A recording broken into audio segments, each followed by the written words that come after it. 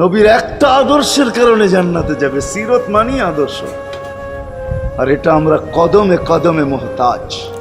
কেননা এই ছোট জীবনটা যদি গ্রহণযোগ্যতা পর্যন্ত পৌঁছাইতে হয় আল্লাহর কাছে, চাই নারী হই, চাই যুবক হই, চাই বৃদ্ধ হই, যেই মানুষই হই না কেন, যেখানেরই হই না কেন, যেই বাসারই হই না কেন, যেই বর্ণেরই হই না কেন, যেই পেশারই হই না কেন, যেই সোসাইটিরই হই না কেন, এই জীবনটাকে যদি গ্রহণযোগ্যতা পর্যন্ত পৌঁছাইতে হয় কার কাছে? দুনিয়া আলাদের কাছে না, মালিকের কাছে, যিনি এক ফোঁটা পানির থেকে অস্তিত্ব দিছেন, যার কাছে আবার আমাদেরকে ফিরা যেতে হবে।